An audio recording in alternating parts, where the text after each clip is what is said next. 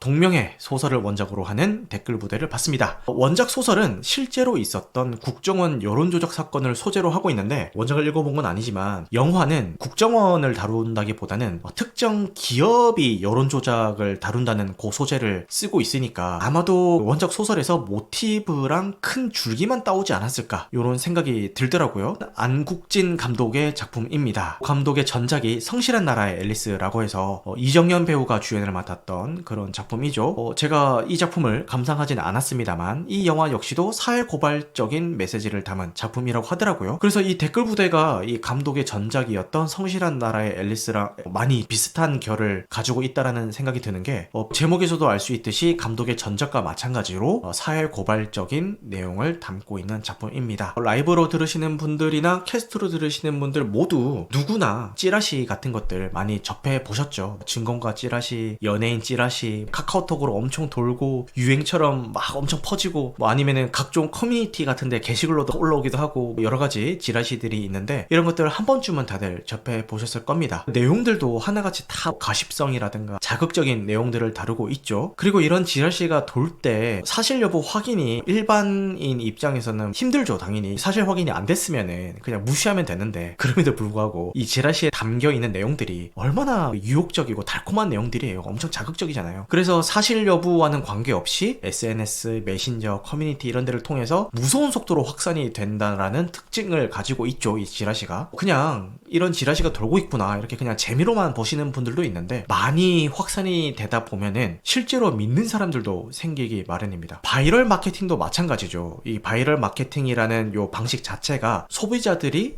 스스로 정보를 퍼다나르게 만든다라는 게 요 바이럴 마케팅인데, 이게 아무래도 가성비가 좋은 마케팅이다 보니까 기업에서는 많이들 사용을 하려는 마케팅의 일종이기도 하죠. 그런데 소비자들이 스스로 이 정보를 퍼다나르게 하기 위해서는 평이한 정말 광고 같은 그런 내용이면은 고객들이 직접 이거를 퍼다 나르기가 쉽지가 않잖아요. 그렇다 보니까 되게 교묘한 방법으로 자극적으로 이 내용들을 구성을 해가지고 사람들의 입과 입을 통해서 퍼져나가게끔 만든단 말이에요. 그래서 이 바이럴 마케팅도 점점 치열해지다 보니까 내용이 점점 더 자극적으로 치닫고 있는 그런 행태긴 하죠. 그리고 커뮤니티나 SNS 같은 경우도 글을 쓰다 보면은 첫 댓글의 중요성이라는 말을 들어보신 적이 있나요? 게시글 같은 걸 작성을 했을 때 첫 댓글이 어떻게 달리냐에 따라서 그 뒤에 달리는 댓글들의 분위기가 좌지우지된다, 이런 맥락의 이야기인데, 사람들이 여론에 휘둘리는 게 얼마나 쉬운지를 보여주는 단적인 예인 것 같습니다. 그래서 제가 지금까지 쭉 이야기했었던 찌라시, 이게 지라시인데 찌라시로 읽는 게 훨씬 더 입에 착착 붙어요. 그죠? 이런 찌라시, 바이럴 마케팅, 첫 댓글의 중요성, 이런 것들을 언급을 제가 했었는데, 이 댓글 부대라는 영화에서는 이런 것들에 대한 경고 메시지를 담고 있습니다. 영화적인 내용으로 이 부분에 대해서 어떻게 경고하고 있는지를 설명을 해드리자면은, 이 김동휘 배우가 연기한 차타캇이라는 그런 캐릭터가 있어요. 이 댓글 부대의 멤버들이 다 이상한 찡뻗킹, 차타캇, 펩텍 이런 이상한 그 닉네임들을 쓰는데, 이게 좀 겹치지 않게 하기 위해서 랜덤으로 닉네임을 이런 식으로 일부러 의도적으로 만든 거거든요. 어쨌든 여기 가운데 있는 차타캇이라는 이 캐릭터가 하는 대사 중에 하나인데, 완전한 거짓보다는 진실이 약간 섞인 거짓이 더 효과적이다 라는 대사를 합니다. 이 대사가 이 영화를 관통하는 핵심 문장으로 보여졌습니다. 먼저 영화의 오프닝부터 손석구 배우가 연기하는 임상진이라는 요 기자가 그 나레이션을 하면서 오프닝이 시작이 되거든요. 이게 그냥 모르고 보면은 다큐멘터리처럼 연출이 되고 있어요. 그런데 관객들은 처음에 그 장면이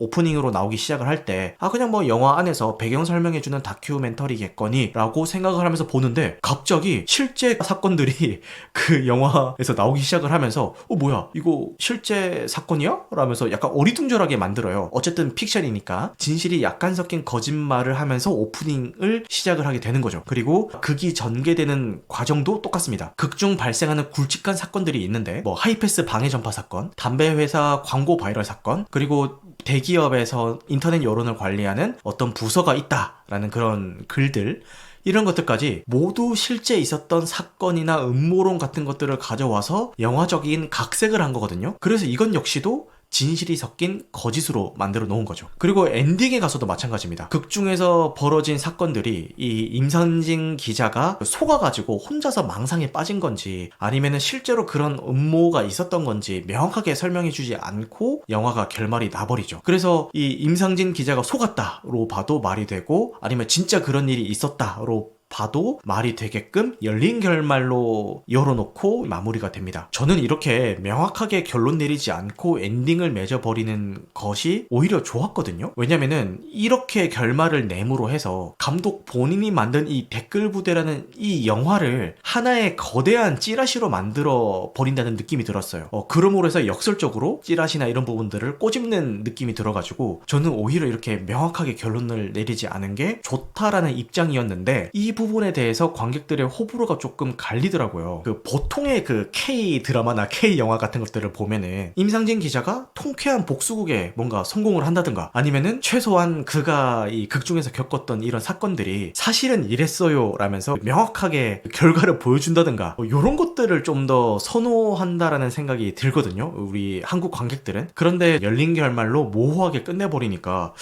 이게 뭐지? 뭐 어쩌라는 거지? 이런 생각이 들었다라는 후기들이 있더라고요. 이게 임상진 기자의 나레이션이 되게 많이 사용이 돼요. 오프닝에서도 많이 사용이 되고 그리고 혼자 추리를 한다거나 망상에 빠진다거나 이럴 때 나레이션이 되게 많이 깔리거든요. 근데 저는 이 부분이 좋았어요. 이 나레이션이. 왜냐면은 손석구 배우의 발음이나 톤이 좋아가지고 이 듣는 재미도 있었고 그리고 나레이션을 사용함으로 해서 아까도 이야기했었던 다큐멘터리처럼 보여지는 효과도 어느 정도 들거든요. 그래서 저는 이 나레이션이 굉장히 잘 사용된 예 중에 하나다라고 생각이 들면서 되게 좋았는데 나레이션 분량 자체가 많아버리면은 그냥 그 자체만으로도 거부감을 가지시는 분들이 계시더라고요. 그래서 요 나레이션의 분량에 대해서도 지적하시는 그런 불호의 의견들이 있었던 것 같습니다. 신가님께서 원작 소설을 지금 읽고 있는데 플롯이 조금 아쉬웠다 이런 얘기를 하셨잖아요. 근데 이 영화도 마찬가지입니다. 영화도 스토리가 아쉬웠어요, 플롯이 아쉬웠어요 이런 불호의 의견들이 있더라고요.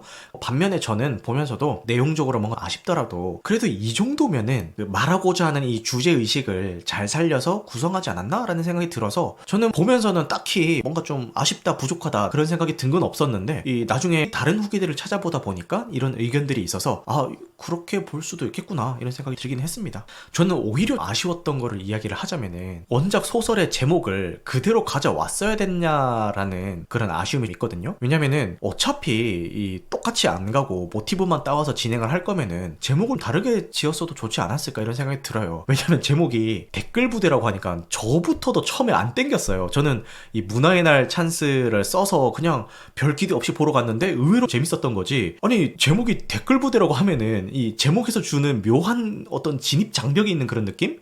그리고 그냥 제목이 댓글 부대라고 하니까 뭔가 B급 영화 같은 그런 느낌이 드는 거예요. 막상 저보고 아니 그러면은 제목을 뭘로 해요? 뭐 추천 하나 해봐요 라고 하면은 저도 뭐 막상 이렇게 떠오르는 게 없긴 한데 그래도 이 댓글 부대라는 이 제목은 아쉽지 않나 이런 생각이 들었습니다. 호불호가 나뉘고는 있지만 제가 받아들이기에는 인터넷이 생기면서부터 사회적인 이슈에 많은 영향을 끼치고 있는 이 온라인 여론에 대한 문제의식을 정면으로 다뤘다는 거, 그리고 손석구 배우, 김성철 배우, 김동희 배우, 홍경 배우가 연기하는 이런 주조연 캐릭터들이 잘 구축이 되어 있고 배우들 역시도 연기를 훌륭하게 잘 해줘가지고 연기 구멍이다라는 생각이 드는 사람 없을 정도로 잘 해줘가지고 그게 몰입하기 쉬웠다는 점, 그리고 완전한 거짓보다는 진실이 약간 섞인 거짓이 더 효과적이라는 요 대사를 통해서 온라인에서 쏟아지는 수많은 정보들 중에 우리는 어떤 것을 보고 어떤 것을 믿을 것인지 한번 고민할 수 있게 만들어 준다는 점에 대해서 저는 점수를 좋게 주고 싶은 생각이 있습니다. 지금 우리는 쏟아지는 정보 속에서 살고 있죠. 인터넷이 발달하면서 더 쉽게 많은 정보들을 접할 수가 있게 되었습니다. 그래서 그 정보들 중에서 무엇을 볼 것인지도 중요하지만 무엇을 보지 않을 것인지도 중요하다라는 생각이 들어요. 근데 이런 정보의 질을 판단할 수 있는 각자의 기준이 그래서 더더욱 필요해진 시대가 아닌가라는 생각이 듭니다. 최소한의 팩트 체크를 하려는 이 노력만 가지고 있어도 불필요한 정보에 우리가 휘둘리는 일은 완전히 없다고는 할 수 없겠지만 지금보다는 많이 줄어들 수 있지 않을까 그런 생각이 들고, 속된 말로 선동질이라고 하죠. 이런 선동질에 쉽게 휩쓸리지 않기 위해서는 이런 최소한의 노력이 필요하지 않나라는 생각이 듭니다. 대세 여론이라는 게 있잖아요. 뭐 당연히 많은 사람들이 공감할 수 있는 이유가 있으니까 나오니까 대세 여론이 된 거겠지만, 그럼에도 불구하고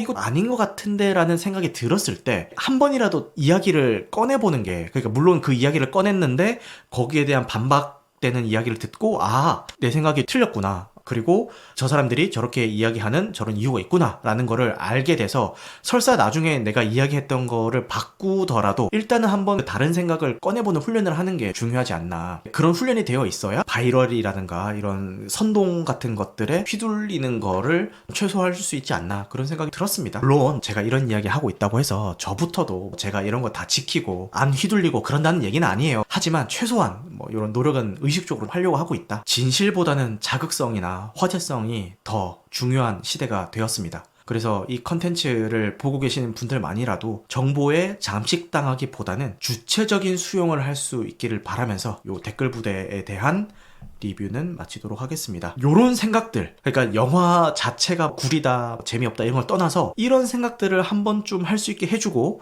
이런 리뷰를 남기면서 이런 이야기를 할 수 있게 해줬다는 것만으로도 저는 이 댓글 부대에 긍정적인 점수를 주고 싶은 마음입니다.